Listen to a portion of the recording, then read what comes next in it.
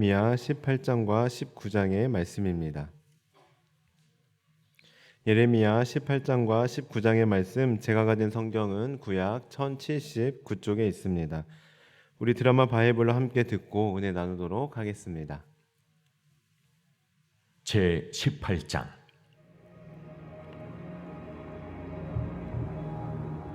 여호와께로부터 예레미야에게 임한 말씀에 이르시되, 너는 일어나 토기장이의 집으로 내려가라. 내가 거기에서 내 말을 네게 들려주리라. 하시기로 내가 토기장의 집으로 내려가서 본즉 그가 농로로 일을 하는데 진흙으로 만든 그릇이 토기장의 손에서 터지매 그가 그것으로 자기 의견에 좋은 대로 다른 그릇을 만들더라. 그때에 여호와의 말씀이 내게 임하니라. 이르시되 여호와의 말씀이니라.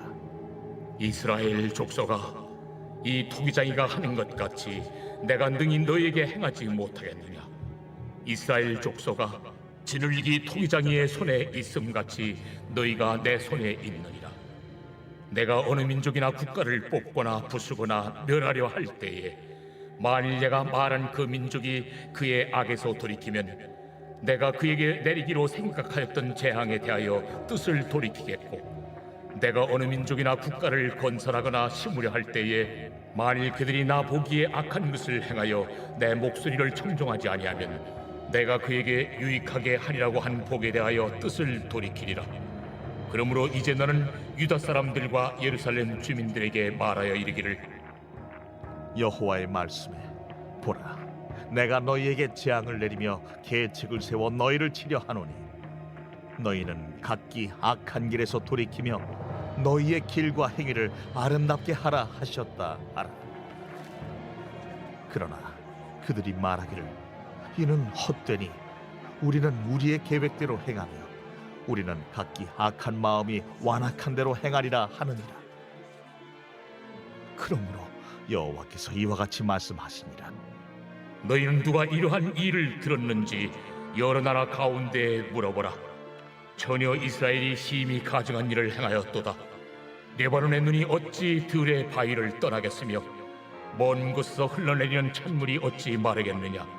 물은 내 백성은 나를 잊고 허무한 것에게 분향하거니와 이러한 것들은 그들로 그들의 길 곧 그 옛길에서 넘어지게 하며 곁길 곧 닥치 아니한 길로 행하게 하여 그들의 땅으로 두려움과 영원한 웃음거리가 되게 하리니 그리로 지나는 자마다 놀라서 그의 머리를 흔들리라. 내가 그들을 그들의 원수 앞에서 흩어버리기를 통풍으로 함같이 할 것이며 그들의 재난의 날에는 내가 그들에게 등을 보이고 얼굴을 보이지 아니하리라. 그들이 말하기를 보라, 우리가 꾀를 내어 예레미야를 치자. 제사장에게서 율법이, 지혜로운 자에게서 책략이, 선지자에게서 말씀이 끊어지지 아니할 것이니 오라, 우리가 혀로 그를 치고 그의 어떤 말에도 주의하지 말자. 여호와여, 나를 돌아보사 나와 더불어 다투는 그들의 목소리를 들어보옵소서. 어찌 악으로 선을 갚으리이까마는 그들이 나의 생명을 해하려고 구덩이를 팠나이다. 내가 주의 분노를 그들에게서 돌이키려 하고 주의 앞에 서서 그들을 위하여 유익한 말을 한 것을 기억하옵소서. 그러하온즉 그들의 자녀를 기근에 내어 주시며 그들을 칼의 세력에 넘기시며 그들의 아내들은 자녀를 잃고 과부가 되며 그 장정은 죽음을 당하며 그 청년은 전장에서 칼을 맞게 하시며 주께서 군대로 갑자기 그들에게 이르게 하사 그들의 집에서 부르짖음이 들리게 하옵소서. 이는 그들이 나를 잡으려고 구덩이를 팠고 내 발을 빠뜨리려고 홀물을 놓았음이니이다. 여호와여, 그들이 나를 죽이려 하는 계략을 주께서 다 아시오니 그 악을 사하지 마옵시며 그들의 죄를 주의 목전에서 지우지 마시고 그들을 주 앞에 넘어지게 하시되 주께서 노하시는 뒤에 이같이 그들에게 행하옵소서 하니라.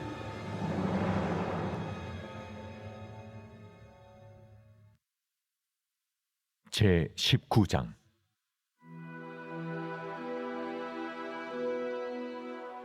여호와께서 이와 같이 말씀하시되 가서 토기장이의 옹기를 사고 백성의 어른들과 지성의 어른 몇 사람과 하시두문 어기 곁에 있는 흰놈의 아들의 골짜기로 가서 거기에서 내가 네게 이른 말을 선포하여 말하기를 너희 유다 왕들과 예루살렘 주민아 여호와의 말씀을 들으라.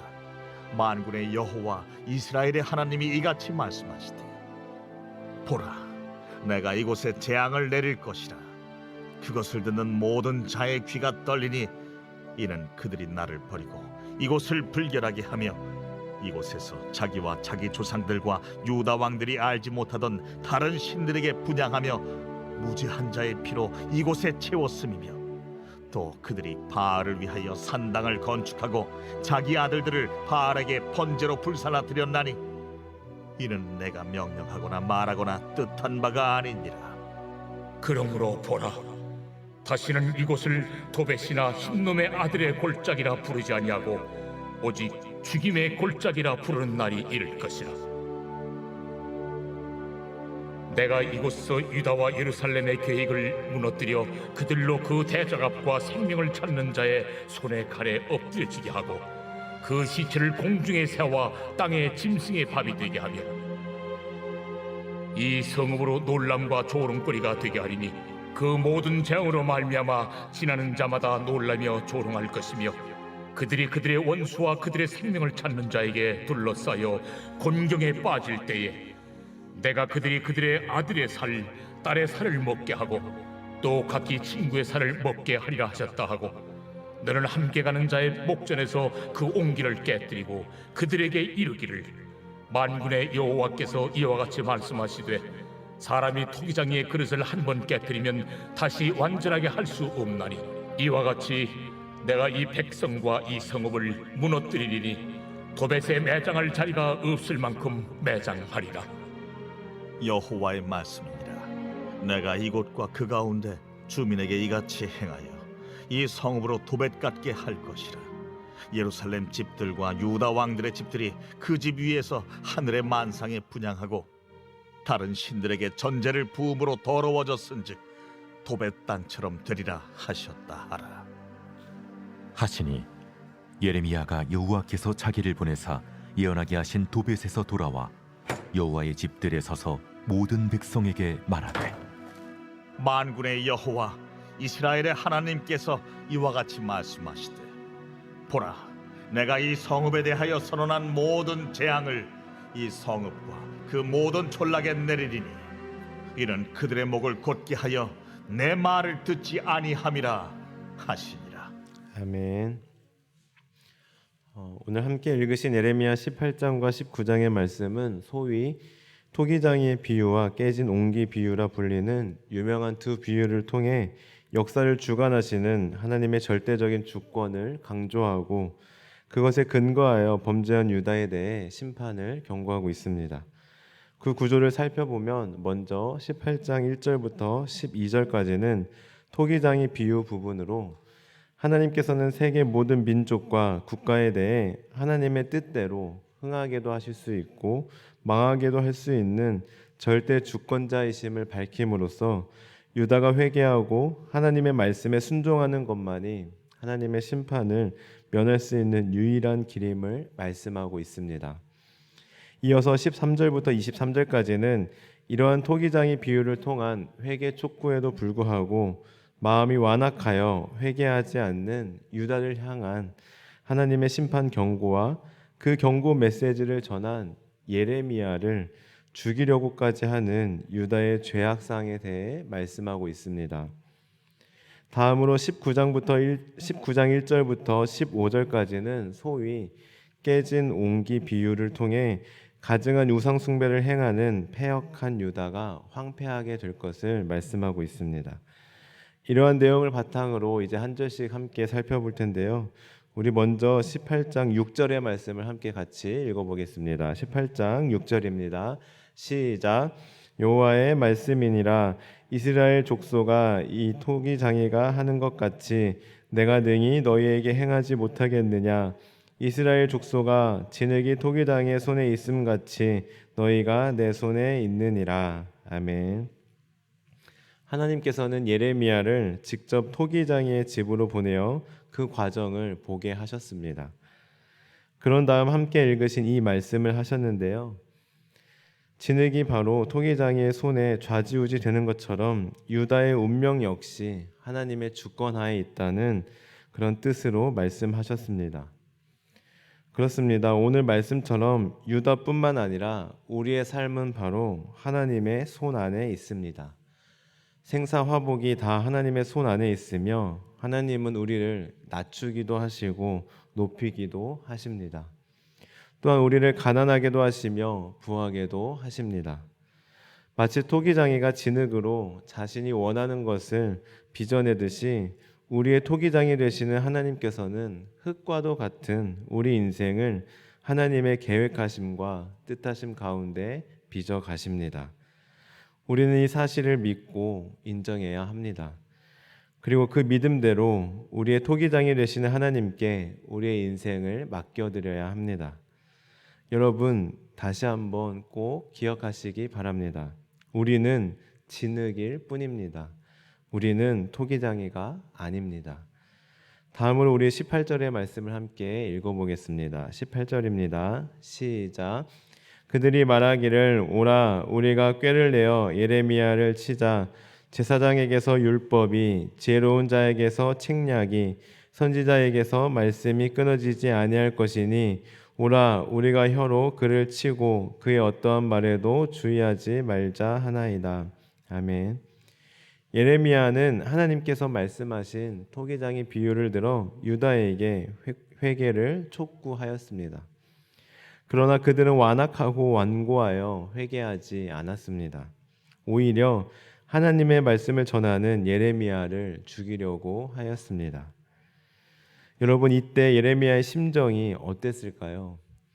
어떻게 해서든지 유다에 대한 하나님의 심판을 막아보기 위해 자신은 이렇게 애를 쓰는데 오히려 유다 백성들은 자신들을 생각하는 예레미야를 해하려고 할 때 그 심정 말입니다. 그 심정을 예레미야가 하나님께 토로하는데요. 그 내용이 바로 19절부터 23절까지 기록되어 있습니다. 그 내용을 제가 새 번역으로 간추려서 읽어드리겠습니다.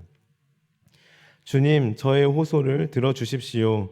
선을 악으로 갚아도 되는 겁니까? 그런데도 그들은 제 목숨을 노려서 함정을 받습니다. 죄송합니다. 제가 주님 앞에 나서서 그들을 변호한 것, 주님의 진노를 풀어드리려고 그들을 생각하면서 주님의 은혜를 간구한 것을 기억하여 주십시오.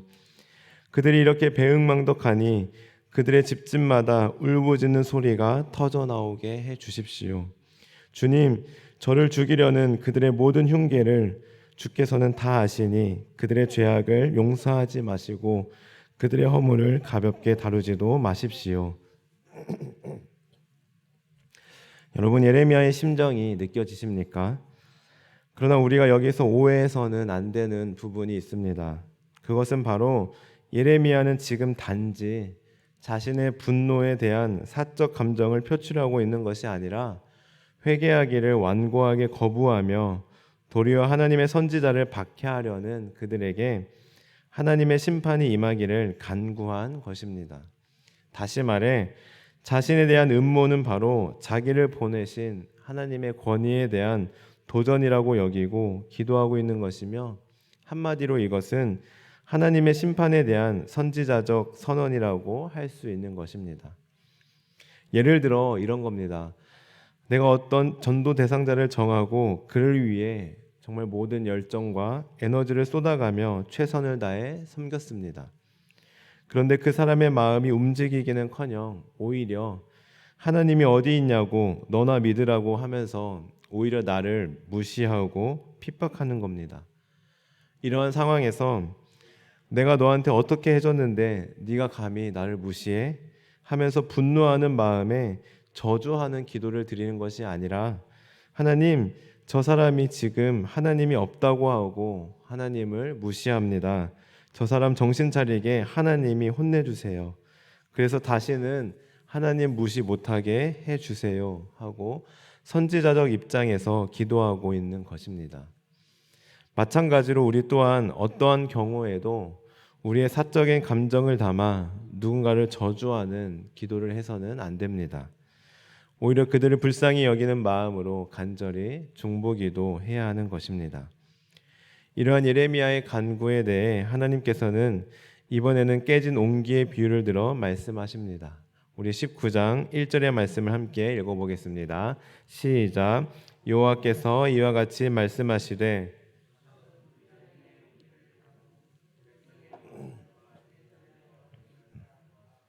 아멘. 이어서 10절과 11절을 제가 읽어드리겠습니다. 너는 함께 가는 자의 목전에서 그 옹기를 깨뜨리고 그들에게 이르기를 만군의 여호와께서 이와 같이 말씀하시되 사람이 토기장의 그릇을 한번 깨뜨리면 다시 완전하게 할 수 없나니 이와 같이 내가 이 백성과 이 성읍을 무너뜨리리니 도벳에 매장할 자리가 없을 만큼 매장하리라. 아멘. 읽어드린 대로 이 깨진 옹기의 비유는 바로 토기장의 그릇이 한번 깨지면 다시 완전하게 될 수 없듯이 죄와 허물로 오염된 유다 역시 다시 회복될 수 없을 정도로 유다 성읍을 파괴하시겠다고 하나님께서 경고하고 있는 겁니다. 그렇다면 과연 유다는 어떤 죄를 지었길래 이렇게 깨진 그릇처럼 다시 회복될 수 없을 정도로 하나님께서 심판하시겠다고 경고하고 계시는 것일까요? 그들의 죄악상이 바로 19장 4절과 5절 그리고 13절에 기록되어 있습니다. 먼저 4절과 5절을 보시면 그들은 하나님을 버렸습니다. 그리고 하나님께서 그들에게 주신 기업에 이방 신들, 우상을 들여와 숭배하고 인신 제사와 사람을 살해하는 등 무제한 피를 흘리게 하였습니다. 나아가 13절에 보시면 그들은 그들이 처한 곳곳에서 우상을 숭배하였습니다. 다른 말로 하면 장소에 구애받지 않을 정도로 우상 숭배를 매우 왕성하게 하였습니다. 우리가 2장과 11장에서 함께 살펴봤듯이 그들이 섬기는 우상의 수가 그들의 성읍보다 많을 정도로 그들은 정말 끝도 없이 우상 숭배를 자행했던 것입니다. 그러니 하나님께서 당연히 진노하셔서 깨진 그릇처럼 다시 회복이 불가할 정도로 유다를 심판하시겠다고 말씀하신 것입니다. 여러분, 우리가 이사야부터 예레미야까지 계속 말씀을 나누면서 반복적으로 듣고 있는 것처럼 우상 숭배는 바로 하나님을 떠나고 하나님과 멀어지는 순간 시작된다고 볼 수 있습니다. 그리고 그렇게 점점 멀어지다가 하나님 없이도 충분히 살 수 있을 것 같고 그래서 결국 하나님을 버리게 되며 그 결과는 바로 오늘 말씀처럼 깨진 옹기, 깨진 그릇처럼 회복 불가할 정도의 상황까지 가게 되는 것입니다. 그래서 우리는 하나님과 멀어져서는 안 됩니다. 하나님 없이도 충분히 살 수 있을 것 같은 느낌이 들 때 바로 그때 정신 차리고 하나님께 돌아와야 합니다. 그렇지 않으면 우리 또한 깨진 옹기처럼 다시 하나님께 돌아가기가 하나님과의 관계가 회복되기 어렵게 될 것입니다.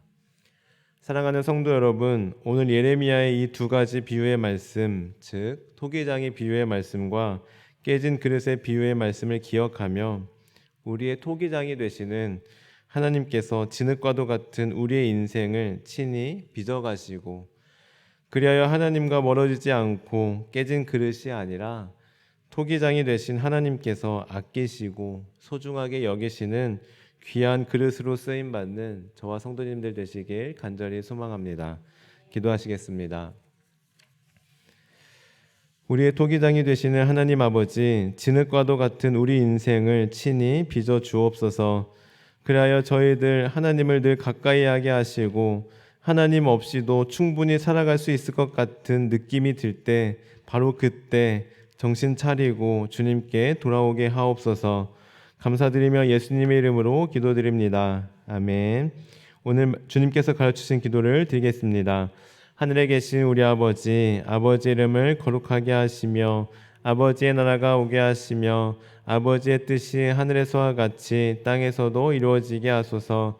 오늘 우리에게 일용할 양식을 주시고 우리가 우리에게 잘못한 사람을 용서하여 준 것 같이 우리의 죄를 용서하여 주시고 우리를 시험에 빠지지 않게 하시고 악에서 구하소서. 나라와 권능과 영광이 영원히 아버지의 것입니다. 아멘.